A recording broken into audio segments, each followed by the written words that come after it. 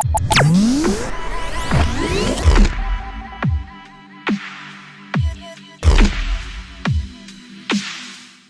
guys, Ash here from C4E Tech along with question selector / reader / card lever / software user.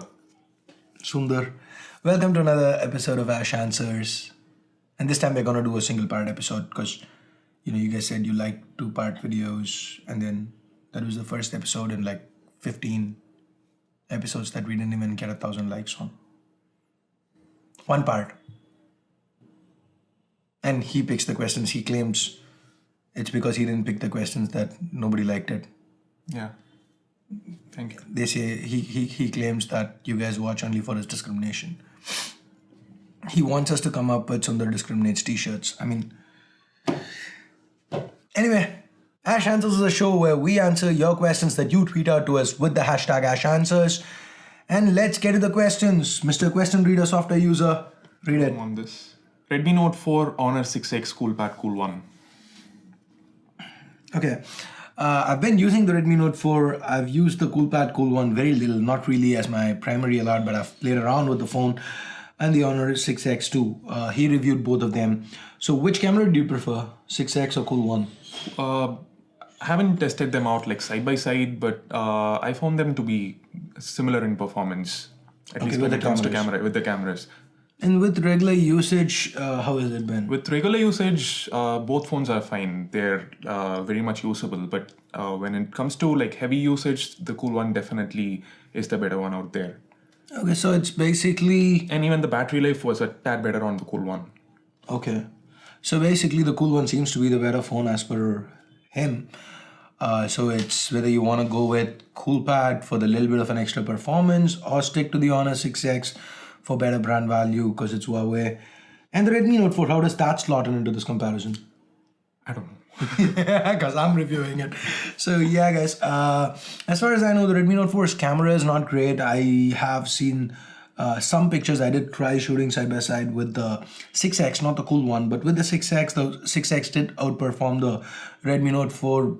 But given that the Redmi Note 4 is priced at 11,000 rupees for the 332 variant, performance is good, and so has been battery life. That's been insane, nuts.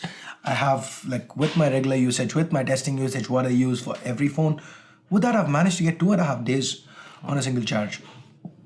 I didn't even know. I was actually thinking I was on day 2. Okay. And then when my battery like drops down to below 10%, I take screenshots. So I jump in and it shows me 2 days, 17 hours. I'm like, oh, okay.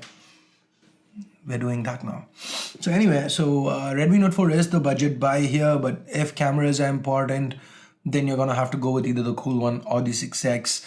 And therein again, it comes to whether brand or a little bit extra performance, what you want. All three are decent phones, and by decent we mean decent. S8 rumored to have 5.8 and 6.2 inch displays. Is it the end of compact phones? Will iPhone stick to 4.7 inch display anymore? See, guys, it is not about the display sizes. Wait a minute. He asked us a question about displays, and I said it's not about display sizes. Am I crazy? Am I? I am not, because it's not about display sizes, it's about the overall footprint of the device. So when you look at the Galaxy Note 1, 5.3 inches, it was a phablet.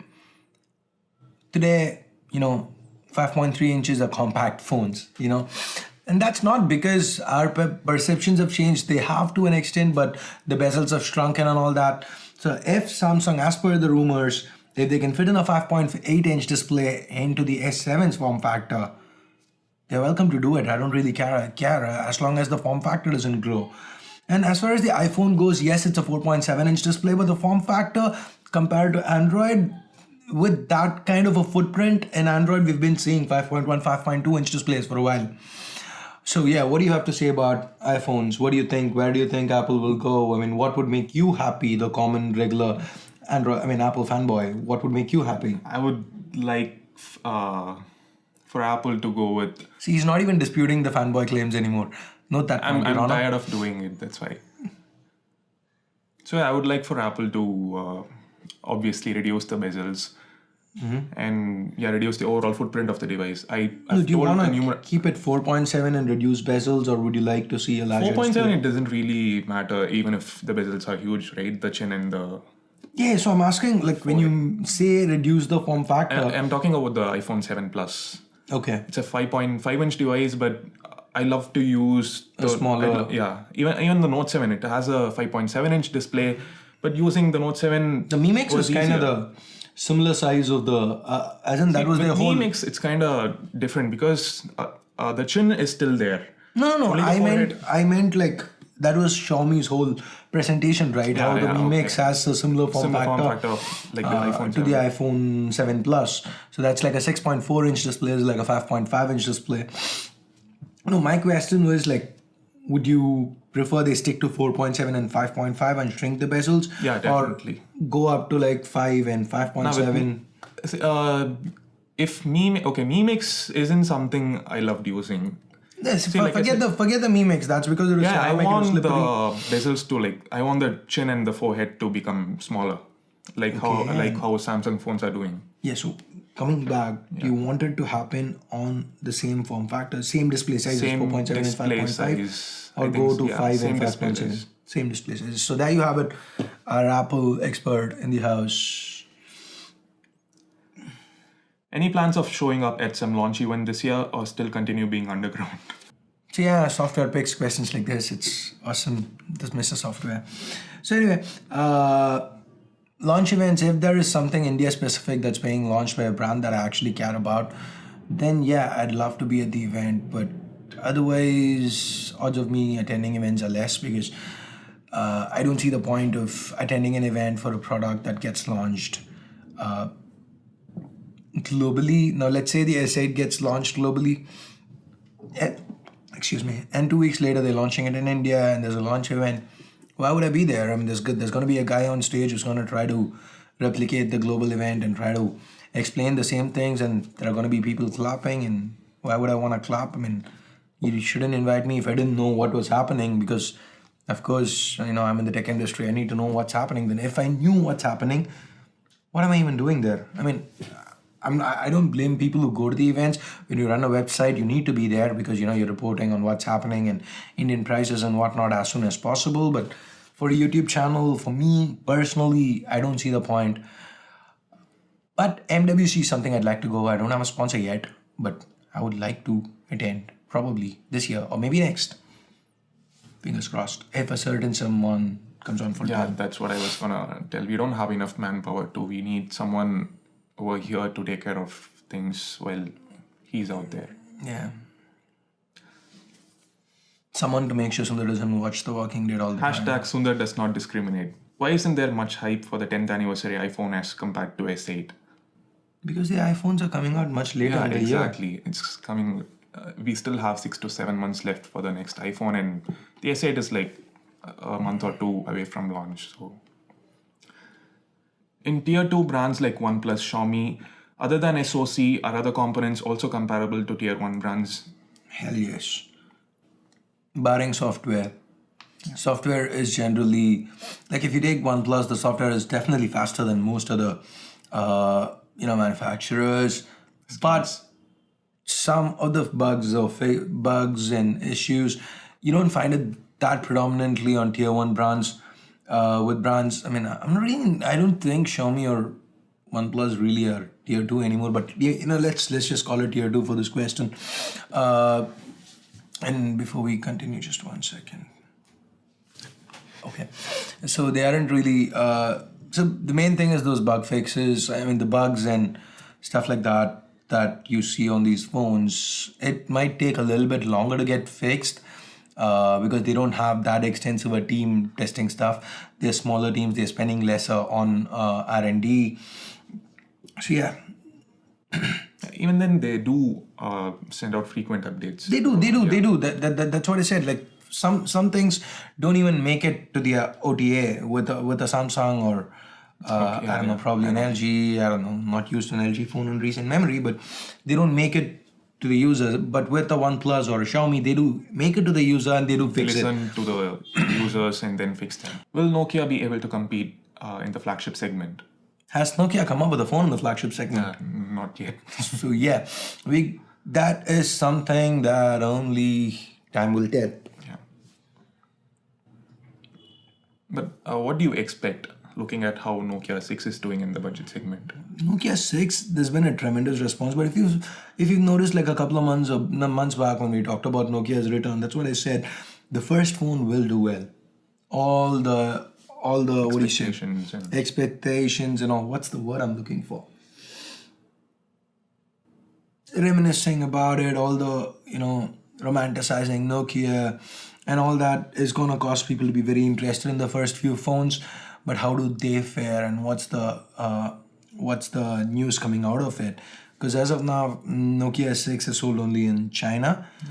And generally, we don't get a lot of reviews out of China, so there's not been a lot of coverage on the experience on the phones themselves. So only when that starts to happen, we'd actually know how Nokia is going to fare. But if things go right, they should be able to compete in the flagship segment. As in, we all grew up in the Nokia era, so everybody's got a soft spot for Nokia. I would really like to see the brand make a comeback.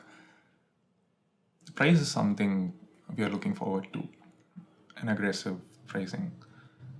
Which display is best in sunlight view, AMOLED or LCD?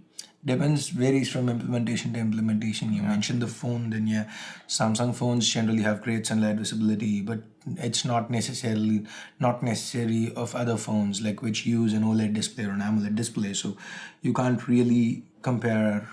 How did OnePlus and Meizu cheat in benchmark testing? See, guys, we've seen this before. A lot of brands did get caught in the past, and they're at it again now. It's just basically two things. One, making all cores run where a benchmark is on. Secondly, that might not be exactly true, because for most usage scenarios, that's not how the phone is going to be working. Secondly, disabling the thermal throttling limit set. So with any phone, as and when the SoC inside gets heated up, once a certain temperature gets hit, the cores kind of powerful cores turn off or the clock speeds get reduced. So that's why, when you're using a phone for a long time, you see some stutters. Like with the Moto G4 Plus, you use it, you try to take pictures with it for 10 minutes, and some people are going to say, no, I have a phone, it's awesome, I have no issues unless it's extreme usage. And for those people, thank you, good for you. Sorry that you bought the phone. But otherwise, in general, when you're using it, then you start seeing those stutters. Why do they happen? That's when the temperatures get cranked. There's a limit that's preset, after which the cores start getting shut down and clock speeds start getting cut. But what certain brands are doing is they are making sure that these thermal throttle limits are not applicable when the benchmarks are run. So the benchmark scores will be high, real performance would not reflect it. So Meizu's been extremely, I'll leave a link in the description to the XDA article on the same. They have a very in-depth, they could probably explain it to you. Yeah, a comparison between regular usage and during the benchmark. Okay. OnePlus did come up with a reply though that they'll fix it in future updates. Yeah, again, the updates part comes in. So something that should have never happened. But then again, as far as OnePlus goes, the pros outweigh the cons. But with Meizu, it remains to be seen how they play this. But that's why, guys, always don't focus on benchmarks. Don't go by benchmarks. As long as your phone is working fine, don't try to get more benchmarks out of it. As in, sometimes I see why does in the comments, why is my phone not getting your score is this, my score is 10% lesser than that. Why? As long as your phone works fine, it works fine. Forget about benchmarks.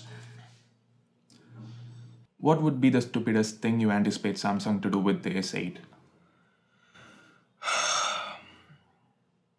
I don't know, market more gimmicky features. I don't think they're not really doing that anymore. With flagships especially. Yeah. The fingerprint sensor for me.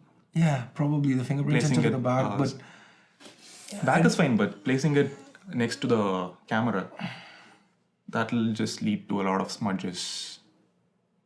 Probably. Removable battery or water resistance, which one can you live without? Removable battery. Okay. Why? Because we've been forced to do it so I'm used to it. Yeah, me too. Removable battery. With water resistance, it's a yes or a no. But with removable battery, I mean, batteries are getting better nowadays, right?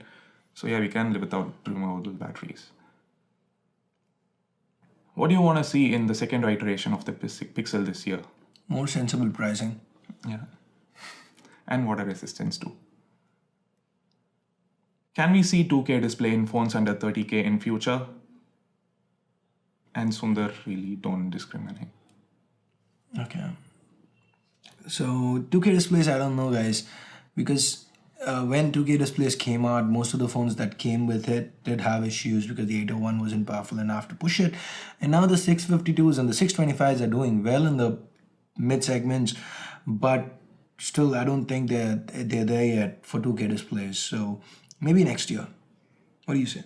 2K displays are good, but we've seen OnePlus and Xiaomi incorporating 1080p displays in their phones for a long time. And honestly, 1080p display is good enough. 1080p is good enough as long as we don't use it for VR.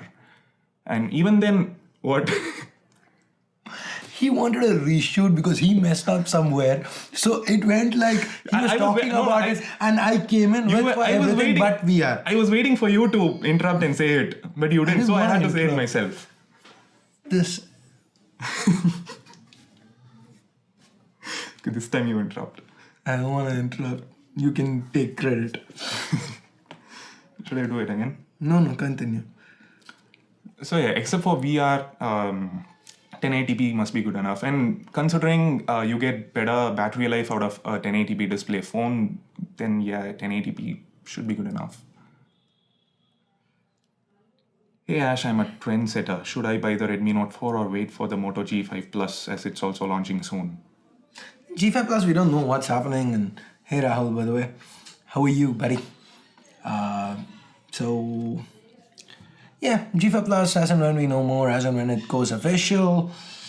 Ask me the question again, but as of today, get the Redmi Note 4 if you really want a phone. G5 Plus, I expected, here's a card to my leaks in rumors video. It should be on par with the Redmi Note 4 with a mildly weaker battery, but a much better camera. So that's going to be the trade-off, and a higher price tag to boot, of course. What was the most fun or interesting experience you've had reviewing a product? Shooting the review itself, for me, it was the Galaxy Alpha. That's been the most fun I've had shooting a review because I shot it outdoors for the first time, and I took my slider outdoors and got like a lot of fun shots. So what about you? Pebble Time Steel. Really? And I don't want to put a card over here, but then... He's already put a card. Thank you for being gracious. Showering with the Pebble Time Steel. YouTube doesn't let you put the card twice. Okay. If yes, he'd have taken all 5 cards for the video. I would have taken different videos. Yeah. Okay, anyway. Showering with the Pebble Time Steel. Talking about different videos, this is a question that you've asked, but he's not picked, I'm pretty sure. Where's the budget VR video? Next week. So that's all the time we have for today's episode, guys. If you did like the video, go ahead, give this video a thumbs up. If you hated it, go ahead, vote it down. If you feel Sundar discriminates, leave that in the comments below. Hashtag Sundar discriminates. Or you can tweet it out to us at C4eTech or at C4eAsh and at C4eSundar, hashtag Sundar discriminates.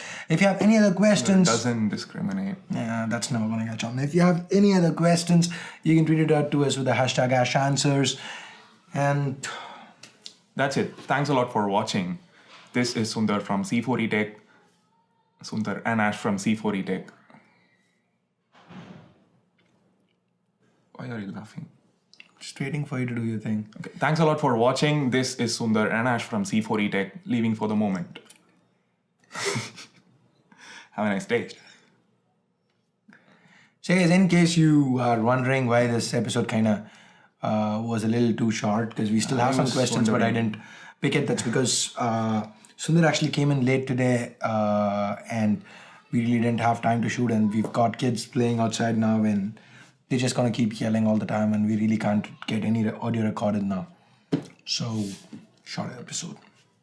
Hey guys, Ash here from C4eTech along with Question Selector, Card Lever and Question...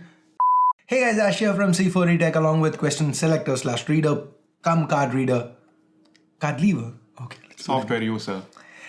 How did OnePlus and Meizu cheat in benchmark testing? Guys, I really don't understand this. He already has it turned away from me. And why is the brightness on the dimmest possible setting every single week? Why should I just not read the questions? You just don't want me to read it if there's a hashtag Sundar discriminates. There is no hashtag Sundar discriminates. In general, neither is the best. The best would be e-paper display.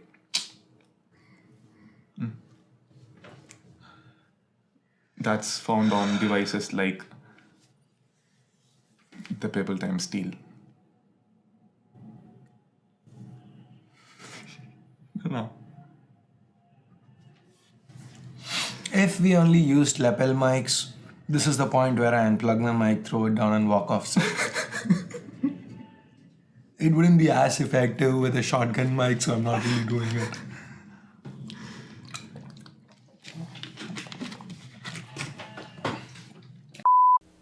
Hey, this is Sundar from C4E Tech, and welcome to another episode of Ash Answers. Ash Answers is a show where Ash is supposed to be here and I'm supposed to be his co-host, but unfortunately, he's kind of sick. I'm sick. He just said sick. I'm sick of the freaking software, You're maybe. supposed to be here. Hey, this is Sundar from C4E Tech, and welcome to another episode of Ash Answers. Ash Answers is a show where Ash is supposed to be here and I'm supposed to be his co-host, and we are supposed to answer your questions. But unfortunately, he's kind of not in a mood to be here right now. Not in a mood. I mean, seriously? The software didn't let him be You here. promised you won't interrupt.